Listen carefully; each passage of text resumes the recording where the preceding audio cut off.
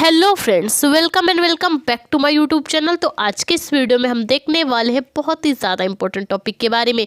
तो टॉपिक देख लीजिए। टॉपिक है हमारा रस, छंद, अलंकार। एक वीडियो में हमें कैसे करना है सब कुछ बताएंगे, एक एक चीज़ आपको बता के जाएंगे। ठीक है, तो चलिए स्टार्ट करते हैं हमारा आज का टॉपिक। तो देख सकते हैं आप, पहला है हमारा श्रृंगार रस। क्या होता है श्रृंगार रस? श्रृंगार रस का स्थायी भाव रति होता है। श्रृंगार रस का स्थायी भाव रति होता है, जहाँ पर रति नामक स्थायी भाव हो, विभाव हो, अनुभाव हो तथा संचारी भाव के संयोग से जो रस या आनंद हमें प्राप्त होता है वहां पर क्या होता है? श्रृंगार रस होता है। ठीक, जहां पर रति नामक स्थायी भाव, विभाव, अनुभाव तथा संचारी भाव के संयोग से जो रस हमें पंक्तियों के माध्यम से प्राप्त होता है वहां पे श्रृंगार रस होता है। उदाहरण देख लीजिए। बतरस लालच लाल की, मुरली धरी लुकाए, सौह करे भौहन हसे, दैन कहे नटी जाए। ठीक है, बतरस लालच लाल की, मुरली धरी लुकाए, सौह करे भौहन से, देन कहे नटी जाए।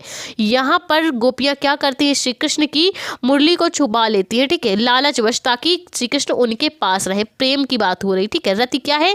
रति मीन्स होता है प्रेम।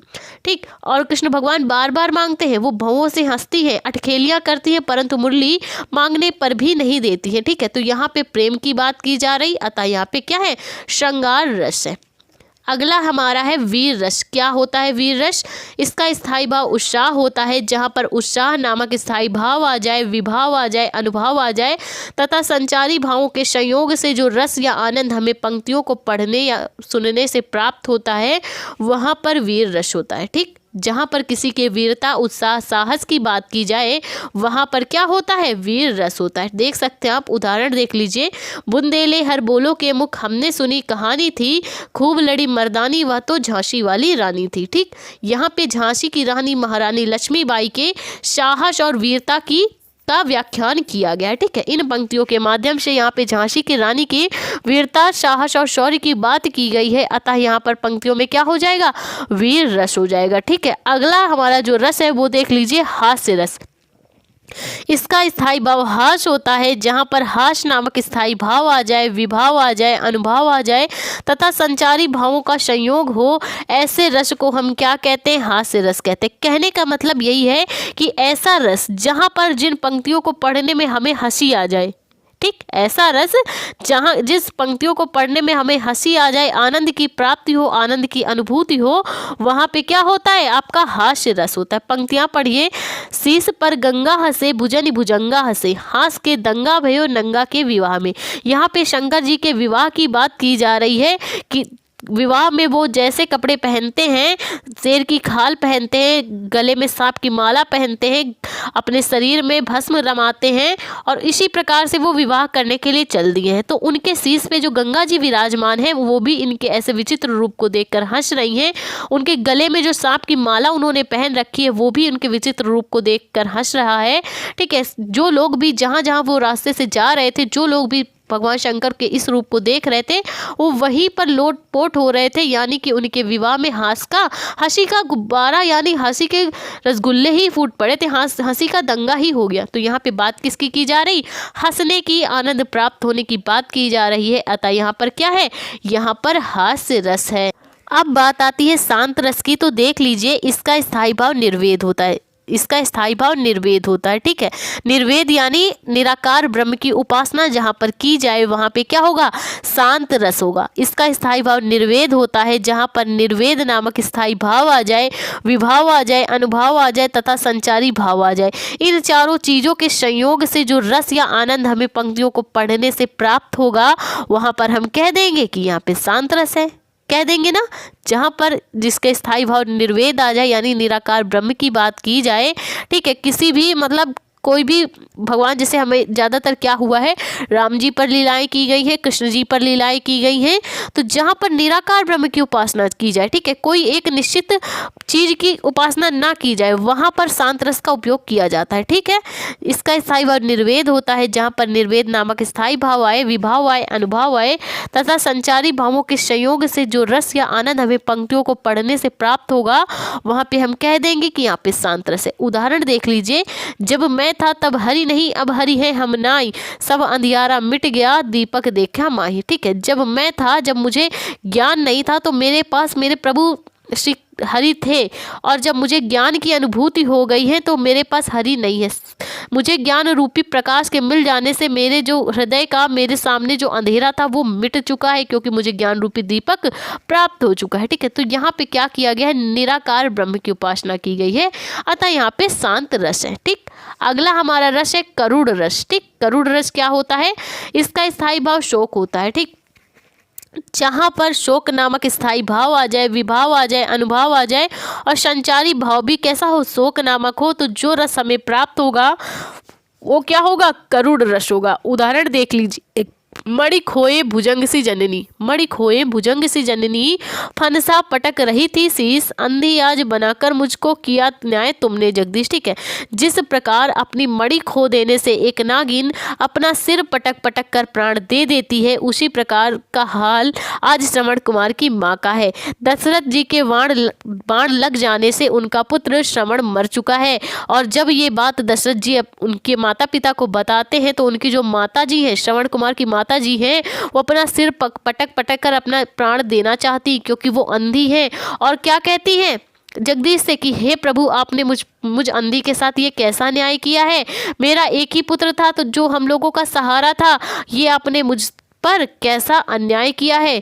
ठीक, अंधी आज बनाकर हे प्रभु तुमने मुझ पर मेरे साथ क्या कैसा न्याय किया है। तो यहाँ पर बात किसकी की जा रही, शोक की। श्रवण कुमार मर चुके हैं तो यहाँ पे बात शोक की हो रही है, अतः यहाँ पर क्या है, करुण रस है। अब बात करें छंद की, तो सबसे पहला हमारा छंद है दोहा छंद। क्या होता है दोहा छंद, यह एक अर्ध सम्मात्रिक छंद होता है। इसमें 4 चरण होते हैं, पहले तीसरे चरण में 13-13 व दूसरे चौथे चरण में 11-11 मात्राएं होती हैं, वहां पर क्या होता है, दोहा छंद होता है। यह एक अर्ध सम्मात्रिक छंद है, इसमें 4 चरण होते हैं, पहले तीसरे चरण में 13-13 व दूसरे चौथे चरण में 11-11 मात्राएं होती हैं, वहां पर क्या होता है, दोहा छंद होता है। उदाहरण देख लीजिए, पवन तनय संकट हरन, मंगल मूर्ति रूप, राम लखन सीता सहित हृदय बसों सुर भूप। मात्राएं लगाना जिनको सीखना है, हमने प्लेलिस्ट में अलग से वीडियो बनाया हुआ है, वहां पर हमने सारी मात्राएं लगाना सिखाया है। ठीक है, अगला देख सकते हैं आप, सोरठा छंद क्या होता है, यह भी एक अर्ध सम्मात्रिक छंद है और दोहे का उल्टा होता है। ठीक, यह एक अर्ध सम्मात्रिक छंद होता है, इसमें 4 चरण होते हैं, यह दोहे का ठीक उल्टा होता है। इसके पहले व तीसरे चरण में 11-11 व दूसरे चौथे चरण में 13-13 मात्राएं होती हैं। ठीक है, इसमें क्या होता है, जैसे दोहे में था ना, पहले तीसरे में 13-13 है, तो सोरठे में क्या होता है, पहले तीसरे में 11-11 होती हैं, दूसरे चौथे में 13-13 मात्राएं, अतः सोरठा छंद। उदाहरण देख लीजिए, जानी गौरी अनुकूल, सियहि हर सुन जाई कही, मंजुल मंगल मूल, बाम अंग फरकन लगे, अतः यहाँ पर क्या है, सोरठा छंद है। अगला हमारा छंद है चौपाई छंद। क्या होता है चौपाई छंद, चौपाई एक सममात्रिक छंद होता है। ठीक, चौपाई एक सममात्रिक छंद होता है, इसमें 4 चरण होते हैं, प्रत्येक चरण में 16-16 मात्राएं होती हैं, वहां पे चौपाई छंद होता है। ठीक है, इसमें 4 चरण होते हैं, पहले चरण में भी 16 मात्राएं आती है, दूसरे में भी 16, तीसरे में, चौथे में, सब में 16-16 मात्राएं आती है, वहां पर क्या होता है, चौपाई छंद होता है। चौपाई का सबसे सरल उदाहरण, सबको ज्यादातर हनुमान चालीसा आती है, सबको आती होगी। ठीक है, हनुमान चालीसा, तो आपको क्या करनी है, हनुमान चालीसा की ही चौपाई लिख देनी है। ठीक है, हनुमान चालीसा की चौपाई है आपकी, जय हनुमान ज्ञान गुण सागर, जय कपीस तिहु लोक उजागर। ठीक है, रामदूत अतुलित बल धामा, अंजनी पुत्र पवन सुत नामा। ठीक है, सबसे इजी चौपाई है, जिन ज़्यादातर सब लोगों को हनुमान चालीसा आती है, तो पेपर पे आपको क्या करना है, इसी की चौपाई लिख देनी है। ठीक, अगला हमारा जो छंद है वो है रोला छंद। अब ये क्या होता है, तो यह एक सममात्रिक छंद होता है। रोला एक सममात्रिक छंद होता है, इसमें भी 4 चरण होते हैं, प्रत्येक चरण में 24-24 मात्राएं रखी जाती हैं और 11-13 मात्राओं में यति होती है। यति मतलब विराम, जो कॉमा लगाया जाता है ना, वो 11 और 13 मात्राओं में लगता है। ठीक, यह एक सममात्रिक छंद होता है, इसमें 4 चरण होते हैं, प्रत्येक चरण में 24-24 मात्राएं होती हैं, 11 और 13 मात्राओं में यति होती है। ठीक, उदाहरण देख लीजिए, उठो उठो हे वीर, आज तुम निद्रा त्यागो। करो महासंग्राम, नहीं कायर हो भागो, तुम्हें वरेंगी विजय, अरे यह निश्चय जानो, भारत के दिन लौट आएंगे मेरी मानो। ठीक है, तो यहाँ पर बात की जा रही है वीरता की। आप चाहें तो इसको वीर रस में भी लिख सकते हैं, क्योंकि जहाँ पे वीरता और साहस की बात की जाए वहाँ पे वीर रस होता है। ठीक है, और जहाँ पे ये जैसे कॉमा लगा है ना, कॉमा के एक साइड 11 मात्रा है, कॉमा के दूसरे साइड 13 मात्रा है, इसी प्रकार से रोला बनता है। ठीक है, पूरे में होती है, पूरे एक पद में तो होती है 24 मात्राएं, लेकिन क्या होता है 11 और 13 मात्राओं में ही ये विराम लगता है, यहाँ पे रोला छंद है। ठीक, अगला हमारा छंद है कुंडलिया छंद। मोस्ट इंपॉर्टेंट छंद है, आएगा जरूर, डेफिनेटली आएगा। ठीक है, तो देख लीजिए कुंडलिया छंद क्या होता है। यह एक विषम मात्रिक छंद होता है। कुंडलिया एक विषम मात्रिक छंद होता है। इसमें 6 चरण होते हैं। पहले 2 चरणों में दोहे का लक्षण दिखाई देता है, बाकी 4 में रोला रख दिया जाता है। यह एक विषम मात्रिक छंद होता है। इसमें 6 चरण होते हैं। पहले 2 चरणों में दोहे का लक्षण होता है, बाकी 4 में रोला रख दिया जाता है, तथा प्रत्येक चरण में 24-24 मात्रा आती हैं। ठीक, 6 चरण होते हैं, हर चरण में 24-24 मात्राएं आती हैं। वहां पर क्या होता है, कुंडलिया छंद होता है। तो चलिए देखते हैं कुंडलिया का भी उदाहरण देख लीजिए। कुंडलिया में क्या होता है, कुंडलिया जिस शब्द से शुरू होता है उसी शब्द से कुंडलिया का अंत होता है। देख सकते हैं आप, लाठी से शुरू है, लाठी पे ही खत्म होगा। लाठी में गुड़ बहुत है, सदा राखिए संग, गहर नदी नाला पड़े, तऊ बचावे अंग, तऊ बचावे अंग, झपट कुत्ता को मारे, दुश्मन दावा गिर करे, तिनहु को संघारे, कह गिरधर कविराए, सुनो ओ मेरे साथी, सब हथियारन छोड़, हाथ में ले लीजिए लाठी। ठीक है, ये क्या है, ये हमारे कुंडलिया छंद का उदाहरण है। पहले 2 में क्या होता है, दोहे का लक्षण दिखाई देगा। जिनको मात्राएं लगानी आती है, मात्राएं लगाने के चेक कर लेना। पहले 2 में आपको दोहे का लक्षण दिखेगा, बाकी 4 में आपका रोले का लक्षण दिख जाए तो समझ लेना ये कुंडलिया छंद है। और कुंडलिया छंद जिस शब्द से शुरू होगा उसका अंत उसी शब्द से होता है। ये कुंडलिया में लक्षण प्रकट होते हैं। ठीक है, तो ये बात हो गई छंद की। अब देखते हैं अलंकार कौन कौन से बोर्ड एग्जाम में पूछे जाते हैं।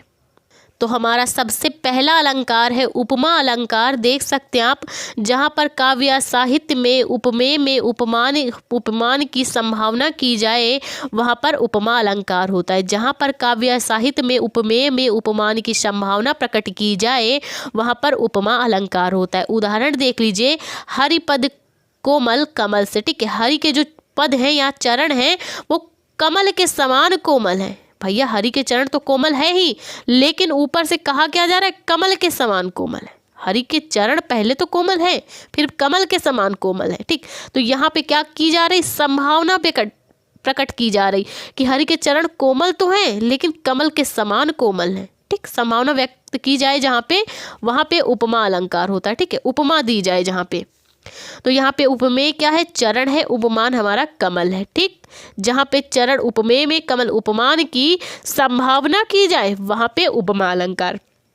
अगला हमारा उदाहरण है हरि के चरण कोमल कमल। इसमें भी वही है, हरि के चरण कोमल है कमल के समान। ठीक, उपमा दी जा रही, अतः उपमा अलंकार। अगला हमारा अलंकार है अनुप्रास अलंकार। अब ये क्या होता है, तो अनुप्रास अलंकार में क्या होता है, यहाँ पे वर्ण की बात की जा रही, किसी एक वर्ण की बात की जाए। जैसे आ क्या है, आ हमारा केवल वर्ण है, ना क्या है, ना वर्ण है, प्रा क्या है, वर्ण है, सा क्या है, वर्ण। जहां पर किसी एक वर्ण की आवृत्ति बार बार हो वहां पे अनुप्रास अलंकार। देख सकते हैं आप, जहां पर काव्य साहित्य में एक ही वर्ण एक से अधिक बार आ जाए वहां पे अनुप्रास अलंकार होता है। जहां पे काव्य साहित्य में एक ही वर्ण एक से अधिक बार आ जाए वहां पे अनुप्रास अलंकार होता है। उदाहरण देख लीजिए, तरनि तनुजा तट तमाल तरुअर बहु छाए। इसमें तरनी में भी ता आया, तनुजा में भी ता आया, तट में भी ता, तमाल में भी ता, तरुअर में। एक से अधिक बार, एक से देख सकते हैं आप, एक से कितने ज्यादा बार इसकी पुनरावृत्ति हुई, अतः यहाँ पे अनुप्रास अलंकार। चारु चंद्र की चंचल किरणें खेल रही थी जलथल में। चारु में भी चा, चंद्र में भी, चंचल में भी। ठीक, चा, अतः अनुप्रास अलंकार। एक उदाहरण इसका और होता है पीपर पात सरिसमन डोला। ये भी किसका है, अनुप्रास अलंकार का उदाहरण है। अगला अलंकार है हमारा यमक अलंकार। अब ये क्या होता है, जहां पर काव्य साहित्य में एक ही शब्द एक से अधिक बार प्रयोग किया जाए तथा सबके अर्थ भिन्न भिन्न निकले वहां पर क्या होता है, यमक अलंकार होता है। जहाँ पर काव्य या साहित्य में एक ही शब्द एक से अधिक बार प्रयोग किया जाए तथा प्रत्येक का अर्थ हर चीज के लिए अलग अलग निकले, वहां पर यमक अलंकार। देख सकते उदाहरण, कनक कनकते 100 गुनी, मादकता अधिकाए, या खाए बौराए जग वापाए बौराए। तो यहाँ पे पहले कनक का अर्थ सोना, दूसरे कनक का अर्थ धतूरा है। अगर कोई इंसान क्या करे, जरूरत से ज्यादा सोना पा जाए तो वो पगला जाएगा, क्योंकि पैसे में इतनी ज़्यादा चमक होती है, ज़रूरत से ज़्यादा इंसान पा जाए तो वो पागल हो जाएगा। और दूसरे कनक का अर्थ होता है धतूरा। अगर कोई इंसान ज़रूरत से ज़्यादा धतूरा सेवन कर ले तो भी वो क्या हो जाता है, पागल हो जाता है, बौरा जाता है। ठीक, तो यहाँ पर पहले कनक का अर्थ सोना, दूसरे कनक का अर्थ धतूरा है। ठीक, और हर चीज़ का अर्थ अलग अलग है। ठीक, और इसका एक उदाहरण ये भी होता है, रहीमन पानी राखिए, बिन पानी सब सून, पानी गए न उबरे, मोती मानुष चूर। ये भी यमक अलंकार का उदाहरण है। अगला देख लीजिए, रूपक अलंकार। क्या होता है रूपक अलंकार? जहाँ पर काव्य या साहित्य में समान गुण धर्म वाली वस्तुओं में अभेद स्थापित हो जाए। मतलब कहने का यही है कि दो समान वस्तुएं हो, जैसे कि ये हमारा पेन है और ये पेन का कैप है तो ये पेन ही का ना, लेकिन क्या हो जाए कि इनमें भेद कर पाना असंभव हो जाए कि ये पेन है और ये पेन का कैप है। ठीक, तो ऐसी चीज़ों को में जो हमें रस या अलंकार प्राप्त होता है वहाँ पे रूपक अलंकार होता है। जहाँ पर काव्य या साहित्य में समान गुण धर्म वाली वस्तुओं में अभेद स्थापित हो जाए, अर्थात दोनों वस्तुएं एक सी ही प्रतीत होने लगे, वहाँ पे क्या होता है, रूपक अलंकार होता है। देख सकते हैं आप, चरण कमल बंदो हरि राई। ठीक, मैं हरि के कमल रूपी चरणों की वंदना करता हूँ। हरि के चरण, भैया वंदना तो चरणों की जाती है, लेकिन कैसी, चरण रूपी, ठीक, कमल रूपी चरणों की वंदना की जा रही। ठीक, तो उनके चरण कैसे, यहाँ पे तो बन ही गए। अभी यहाँ पे उपमा दी जा रही थी, उपमा अलंकार में हरि के चरण कमल के समान कोमल है, वहाँ पे उपमा दी जा रही थी, लेकिन यहाँ तो बन ही गए हैं। हरि के चरण कमल के समान कोमल बन ही गए हैं, अतः यहाँ पे क्या है, अभेद कर पाना, भेद कर पाना ही असंभव हो गया है, अतः रूपक अलंकार। अगला उदाहरण इसका है, पायो जी मैंने राम रतन धन पायो। पहले तो भैया राम खुद ही अनमोल है, पहले मैंने राम रूपी रतन पा लिया, वो खुद ही अनमोल रतन है, फिर राम रूपी अनमोल रतन भी पा लिया और साथ में हमें धन भी मिल गया। तो दो ऐसी ऐसी चीजें हैं कि जिन पर भेद कर पाना ही असंभव है, तो यहाँ पे क्या होगा, रूपक अलंकार होगा। अगला हमारा अलंकार है श्लेष अलंकार। अब ये क्या होता है, जहाँ पर काव्य या साहित्य में एक शब्द एक ही बार आए परंतु उसके हर चीज के लिए अर्थ अलग अलग निकले, वहाँ पे क्या होगा, श्लेष अलंकार होगा। जहाँ पर काव्य या साहित्य में एक शब्द एक ही बार प्रयुक्त हो परंतु उसका अर्थ हर चीज के लिए अलग अलग निकले, वहाँ पर क्या होगा, श्लेष अलंकार होगा। कैसे होगा, पंक्तियों के माध्यम से समझते हैं।